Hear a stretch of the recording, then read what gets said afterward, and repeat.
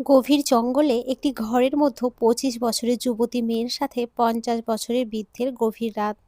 কি এমন হয়েছিল যে যুবতী মেয়ে বৃদ্ধের সাথে রাত কাটালো? পুরো কাহিনী জানতে হলে ভিডিওটি শেষ পর্যন্ত দেখবেন। জঙ্গলটা শুধু গভীর নয়, প্রাচীন। এতই প্রাচীন যে এর গাছপালার শিকড়ও হয়তো পৃথিবীর নারীর সাথে বাঁধা। দিনের বেলাতেও এখানে সূর্যের আলো আসতো ছাঁকনির মধ্য দিয়ে, যেন কোনো এক অজানা মায়ায় আটকে যেত পাতার ঘনত্ব। এই সবুজের সমুদ্রের ঠিক মাঝখানে একটা স্বেতসতে কাঠের কুঁড়ে ঘরে থাকতো লতা। গুনে গুনে 3 বছর হয়ে গেল মানুষটা তাকে একা ফেলে চলে গেছে। বুন জ্বরে হুট করেই নিভে গিয়েছিল প্রাণ প্রদীপটা। লতার বয়স আর কতই বা, 24 কি 25। এই ভরা যৌবনে সে বিধবা, কিন্তু তার বৈধব্য পালনের জন্য কোনো সমাজ ছিল না। ছিল শুধু এই অসীম জঙ্গল আর তার থেকে অসীম একাকিত্ব। প্রথম প্রথম ভয় করত। রাত নামলেই জঙ্গলটা যেন জ্যান্ত হয়ে উঠত। শিয়ালের হাঁক আর বুনো শুয়োরের ঘোঁত শব্দ, বাঘের দূর থেকে ভেসে আসা গর্জন। লতা দরজার খিল এঁটে হাঁটুতে মাথা গুজে বসে থাকত। মনে হতো এই বুঝি নড়বড়ে দরজাটা ভেঙে গেল। এখন ভয়টা কমে এসেছে, কিন্তু একাকিত্বটা যেন বিষধর সাপের মতো তার সমস্ত সত্তাকে পেঁচিয়ে ধরেছে।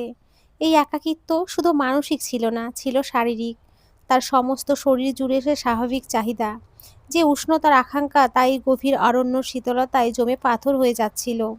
আয়নায় নিজের মুখটা সে দেখত। অযত্নে রূপটাও যেন ফেটে পড়েছে। এই রূপ, এই যৌবন সবই তো অর্থহীন। মাঝে মাঝে তার দম বন্ধ হয়ে আসতো। এই জঙ্গল থেকে বেরোনোর সাহস তার ছিল না।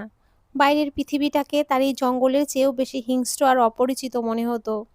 এখানে অন্তত সে নিজের মতো আছে। তবুও প্রতি রাতে সে ভাবত, একটা অস্পষ্ট প্রার্থনা তার বুক ঠেলে বেরিয়ে আসতো। যদি কেউ আসতো, যে কেউ শুধু একজন মানুষ, যার সাথে দুটো কথা বলা যায়, যার বুকের ওম দিয়ে রাতটা পার করা যায়। আমি আমার সবটা দিয়ে তার সেবা করতাম। এই চাহিদা, এই অপূর্ণতা তাকে কুড়ে কুড়ে খাচ্ছিল। সে শুধু একটা আশ্রয়ের খোঁজে ছিল। সেদিন ছিল ভরা বর্ষার একটা সন্ধে। আকাশ ভেঙে বৃষ্টি নেমেছে। লতা ঘরের ভেতরে কাঠের আগুনে কয়েকটা বুনো আলু সেদ্ধ করছিল। ঠিক তখনই সেই অবিশ্রান্ত বর্ষণের শব্দ ছাপিয়ে একটা ক্ষীণ আওয়াজ হলো।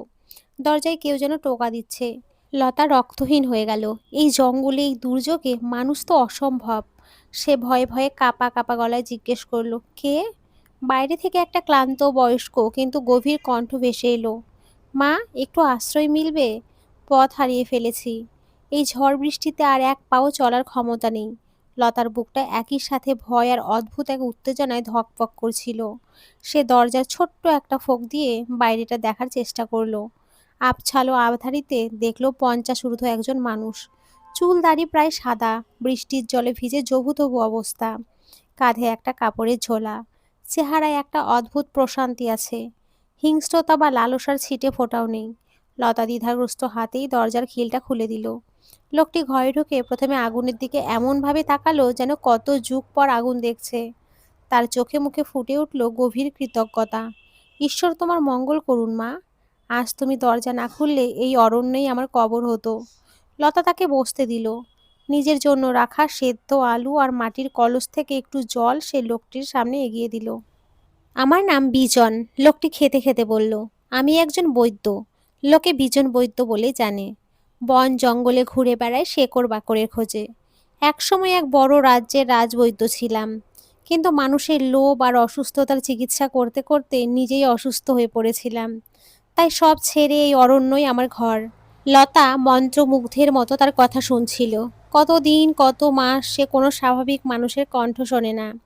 এই বয়স্ক লোকটির কণ্ঠস্বরে কি যেন একটা জাদু আছে, যা লতার সমস্ত ভয়কে এক মুহূর্তে দূর করে দিচ্ছিল। ঝড় সে রাতে থামল না। দুজনেরও আর যাওয়া হলো না। লতা ঘরের এক কোণে তাকে নিজের কাঁথাটা পেতে শুতে দিল। নিজে আগুনের পাশে অন্য একটা ছেঁড়া চাদর মুড়ি দিয়ে শুলো। ঘুম কারোরই ছিল না। পরের কয়েকটি দিন বৃষ্টি চলল। জঙ্গল জলে ডুবে রইল। বিজনের পক্ষে ঘরে ফেরা অসম্ভব। সে লতার ঘরের কাজেই ছোটখাটো সাহায্য করতে লাগলো। শুকনো কাঠ কেটে আনা, চালুন দিয়ে চাল ঝেড়ে দেওয়া, আর লতা তার জন্য রান্না করে। একটা অদ্ভুত নীরব বোঝাপড়া তৈরি হলো তাদের মধ্যে। কিন্তু লতার ভেতরে চলছিল অন্য এক ঝড়। এই প্রথম এতগুলো দিন পর সে একজন পুরুষের সান্নিধ্য আছে। বিজন বয়স্ক, তাতে কি, সে তো একজন পুরুষ। তার বলিষ্ঠ কণ্ঠস্বর, তার অভিজ্ঞ চাহনি, তার হাতে রুক্ষ চামড়া সবকিছুই লতার ভেতরে ঘুমন্ত নারী সত্তাকে জাগিয়ে তুলছিল। সে বিজনকে দেখত, লোকটা যখন গভীর মনোযোগ দিয়ে কোনো শেকড় পরীক্ষা করত। লতা তার চওড়া কাঁধের দিকে তাকিয়ে থাকত। রাতে ঘুম আসতো না। ঘরের অন্য কোণে একজন পুরুষের নিঃশ্বাসের শব্দ, এই শব্দটাই তার সমস্ত শরীরে কাঁটা দিচ্ছিল। তার ইচ্ছে করত চুপি চুপি লোকটার পাশে গিয়ে শোয়। তার ইচ্ছে করত নিজের সবটা একাকিত্বের কথা তাকে বলে, তার বুকের মধ্যে মুখ লুকিয়ে, কিন্তু সাহস হতো না। এক অজানা লজ্জা, এক ধরনের ভয় তাকে আটকে রাখত। যদি লোকটা তাকে খারাপ ভাবে, যদি তাকে তাড়িয়ে দেয়, এই ভয় তার চাহিদার চেয়েও বড় হয়ে দেখা দিল। সে শুধু রাতে চুপি চুপি কাঁদত। বিজনকে কিছুই বুঝতে দিত না। সে বৈদ্য, মানুষের শরীর সে পড়তে পারে, মনও পড়তে পারে। সে দেখত এই যুবতী মেয়েটা একা একা ছটপট করছে, তার চোখের কোণে কালি আর উদাস চাহনি। বিজন বুঝতো এর অসুখ শুধু একাকিত্বের নয়, এর অসুখ অপূর্ণতার। বিজনের নিজের জীবনেও তো কম শূন্য নয়। রাজবৈদ্য ছিল, কিন্তু সম্মান ছাড়া আর কিছুই পায়নি। স্ত্রী পুত্র সবাই নিজেদের নিয়েই ব্যস্ত। এই প্রথম এই জঙ্গলে মেয়েটার মধ্যে সে এক নিখাত সারল্য, এক আদিম নির্ভরতা খুঁজে পেল। এই যুবতী মেয়েটাকে দেখে তার নিজেরও বয়স্ক মনের মধ্যে কোথাও যেন একটা চাহিদার জাগরণ হতো। কিন্তু সে নিজেকে সংযত রাখত। সে অতিথি, তার উপর সে বয়সে অনেক বড়। সে শুধু দীর্ঘশ্বাস ফেলতো আর কাজে মন দিত। এইভাবেই কাটলো আরও কয়েকটা দিন। দ্বিধা আর অকথিত ইচ্ছার এক অদৃশ্য দেয়াল দুজনের মধ্যেই দাঁড়িয়ে রইল। তারপরই ঘটনাটা ঘটল। সেদিন সন্ধ্যার পর থেকেই লতার শরীরটা খারাপ লাগছিল। রাতে প্রবল কাঁপুনি দিয়ে জ্বর এলো। জঙ্গলের সেই চেনা জ্বর, যে জ্বরে সে তার স্বামীকে হারিয়েছিল। লতা ভয়ে কুঁকড়ে গেল। সে কি তবে মরেই যাবে? বিজন যখন দেখল লতা জ্বরে বেহুশ হয়ে প্রলাপ বকছে, তার ভেতরের সমস্ত দ্বিধা এক মুহূর্তে উড়ে গেল। সে আর অতিথি নয়, সে এখন চিকিৎসক। ভয় পেও না মা, আমি বিজন বৈদ্য। আমি তোমাকে কিচ্ছু হতে দেব না। এই বলে সে ঝোলা থেকে শেকড় বাকড় বের করে থেতো করতে বসলো। জোর করে লতাকে তেতো রস খাওয়ালো। জ্বর বাড়ছিল, লতার শরীর যেন আগুনে পুড়ে যাচ্ছে। বিজন বুঝলো শুধু ওষুধে হবে না, জল পড়তে দিতে হবে। সে গামছা ভিজিয়ে আনলো, কিন্তু লতার কপালে জল পড়তে দিয়েও লাভ হচ্ছিল না। পুরো শরীরটাই মুছিয়ে দিতে হবে। বিজন এক মুহূর্ত ইতস্তত করলো, এটা ঠিক নয়। কিন্তু পরক্ষণে তার চিকিৎসকের সত্তা ধমকে উঠল। একটা জীবন বাঁচানোটা অনেক বেশি জরুরি। সে সাবধানে লতার পরনের মলিন শাড়িটা সরালো। আগুনের আবছা আলোয় ২৪ বছরের যুবতীর দেহ বিজন কোনো লালসা বোধ করল না। তার চোখে ছিল শুধু করুণা আর আরোগ্য করার প্রতিজ্ঞা। সে ভেজা গামছা দিয়ে লতার গলা, বুক, পেট, হাত পা সব মুছে দিতে লাগলো। লতা জ্বরের ঘোরে প্রথমে শিউরে উঠল, কিন্তু সেই শীতল স্পর্শে তার জ্বালা জুড়িয়ে যাচ্ছিল। সে অস্পষ্টে বলল, যেও না, আমাকে ছেড়ে যেও না। কোথাও যাব না মা, আমি তো আছি। বিজন তার কপালে হাত রাখলো। সেই রাতে বিজন আর নিজের জায়গায় ফিরল না। সে লতার পাশেই বসে রইল। সারা রাত ধরে তার সেবা করলো। কখনো তার রুক্ষ হাত দিয়ে লতার চুলে বিলি কেটে দিল, কখনো বা তাকে ধরে বসে ওষুধ খাওয়ালো। ভোরের দিকে লতার জ্বর ছাড়লো। সে চোখ মেলে দেখলো বিজন তার হাতটা ধরেই বসে আছে। লোকটার চোখের গভীর ক্লান্তি, কিন্তু কি অসম্ভব মায়া। লতার চোখ দিয়ে জল গড়িয়ে পড়ল। এই স্পর্শ, কত যুগ সে একটা নির্ভরতার স্পর্শ পায়নি।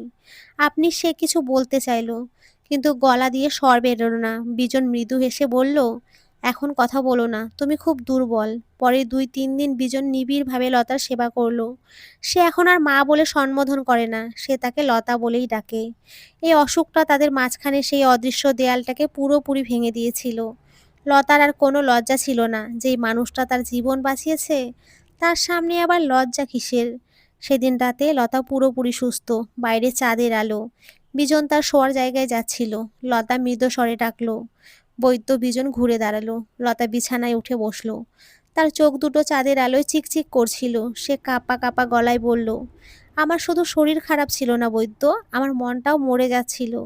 বিজন তার পাশে এসে বসলো। লতা আর নিজেকে ধরে রাখতে পারল না। সে তার সব কথা, তার সব ভয়ের কথা, তার অসহনীয় একাকিত্বের কথা, তার রাতের পর রাত জেগে থাকার যন্ত্রণার কথা সব উজাড় করে দিল। আমি প্রতি রাতে ভাবতাম, কেউ যদি আসতো, আপনি এলেন, আপনি আমাকে নতুন জীবন দিলেন, কিন্তু আমার যে আরও কিছু চাই। লতা বিজনের হাতটা চেপে ধরল। আপনি কি এই শূন্যতাটাও পূরণ করে দেবেন? আমি আর একা থাকতে পারছি না। বিজনের বুকটা ধড়াস করে উঠল। এই যুবতী মেয়েটির চোখের আগুন, তার কণ্ঠের আকুতি তাকে বৃদ্ধ করল। সেও তো একা ছিল, সেও তো একটা আশ্রয় খুঁজছিল।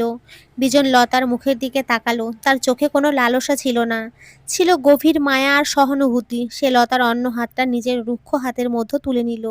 লতা তার স্বর গভীর শোনালো, আমিও একা, আমার সবই ছিল, কিন্তু কিছুই ছিল না। তুমি যদি এই বুড়ো মানুষটার মধ্যে আশ্রয় খুঁজে পাও, তবে আমার আর কিছুই চাওয়ার নেই। লতা আর কোনো কথা বলল না। সে বিজনের বুকে মাথা রাখল। বিজন তাকে শক্ত করে জড়িয়ে ধরল। সেই রাতে অরণ্য সমস্ত নীরবতাকে সাক্ষী রেখে দুটো নিঃসঙ্গ আত্মা একে অপরের মধ্যে আশ্রয় খুঁজে নিল। এটা দুটো শরীরের মিলন ছিল না, এটা ছিল দুটো ভাঙা মানুষের একে অপরকে পূরণ করার প্রতিজ্ঞা।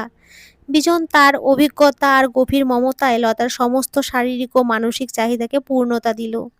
আর লতা তার যৌবনের সমস্ত উষ্ণতা দিয়ে বিজনের একাকিত্বকে ভরিয়ে দিল। পরের দিন সকালে ঘুম ভাঙল পাখির ডাকে। লতা দেখল সে বিজনের বুকের মধ্যেই ঘুমিয়ে আছে। কোনো লজ্জা নয়, কোনো ভয় নয়, এক পরম শান্তি তার মনকে ছেয়ে গেল। তারা বিয়ে করলো। কোনো পুরোহিত বা মন্ত্র ছিল না। বনে পাখি, এই গভীর আরণ্য আর তাদের কুঁড়ে ঘরের আগুনকে সাক্ষী রেখে বিজন লতার কপালে হাত রাখলো। লতা আর তার ৫ মেয়ে প্রণাম করলো। বিজনের জীবনে একটি নতুন অধ্যায় শুরু হলো।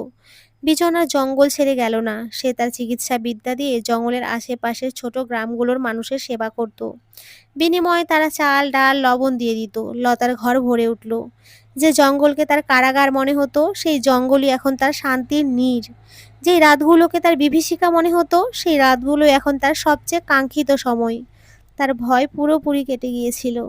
এভাবেই একজন একা ভীত মেয়ে তার জীবনের সব আশা পেয়ে গিয়েছিল এক পথহারা বৃদ্ধের মধ্য। আর সেই বৃদ্ধ রাজবৈদ্য তার জীবনের শেষ আশ্রয় খুঁজে পেয়েছিল এক যুবতীর ভালোবাসার মধ্য। অরণ্যর গভীরে তাদের সেই ছোট্ট কুঁড়ে ঘরটা হয়ে উঠেছিল এক স্বর্গের প্রতিচ্ছবি। তো বন্ধুরা, আজকের এই গল্পটি এই পর্যন্তই। তোমরা সকলে খুব ভালো থেকো, সুস্থ থেকো। সকলকে অসংখ্য ধন্যবাদ। নমস্কার বন্ধুরা, খুব ভালো থেকো।